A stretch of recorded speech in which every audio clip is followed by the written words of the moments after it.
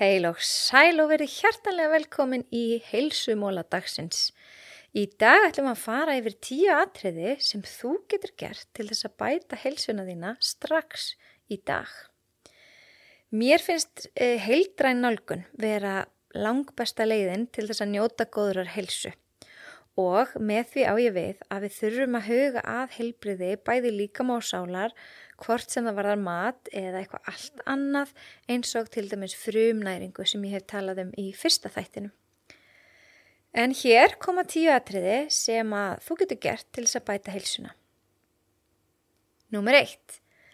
Skipulagðu vikuna og taktu frá tíma til þess að rækta þig andlega og líkamlega. Ég nota gömlu góðu bara dagbókina og ég sest niður á sunnudagskvöldum og skipulegg vikuna framöndan. Bara horfi yfir hvað ég að fara að gera, hvenar og hvar get ég átt tíma fyrir mig, hvar get ég átt tíma til að hreyfa mig og allt þetta. Þá er miklu auðveldara að koma því fyrir og vera búin að bara taka frá tíma og munum bara að finna eitthvað sem að nærir okkur andlega. Það getur verið hvað sem er, en finna okkar og gefa því tíma. Númer 2.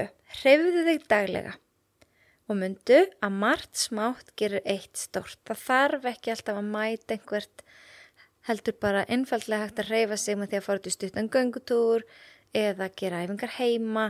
Það er svo margt dansa, slá grasið, sópa mölina úti, moka snjó, ryksuga á fullu og setja tónlistin í botn.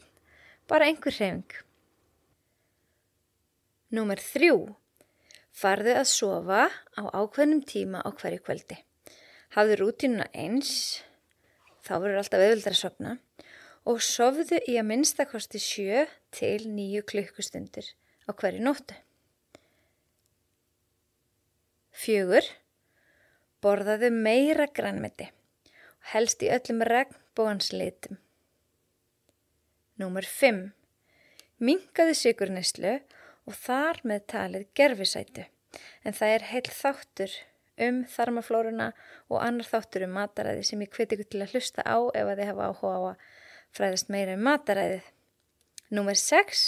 Drekktu meira vatn og sem minnst af öðrum drykkjum. Númer 7. Burstaðu tennurnar fljótlega eftir kvöldmat, en það minnkar líkurnar á svona óþarfa kvöldmarti. Númer 8. Gerðu vikumatseðil í samvinnu við fjölskylduna og fáðu alla til að hjálpa til við eldamennskuna. Númer 9. Ræktaðu samband þitt við fjölskyldu og vini. Og númer 10. Stundaðu þakklæti. Því það að upplifa þakklæti veitir þér hugarró, gerir þig hamingjusamari og bætir lífsgæði þín. Og ég hvet alla til þess að fylgja hlaðvarpinu með lífið í lúkunum á Spotify eða Apple Podcast eða öðrum streymisveitum, því þá sjáu þið nefnilega þegar næsti þáttur dettur í loftið. Og ef þú ert á Instagram, endilega fylgdu Heilsu Erla.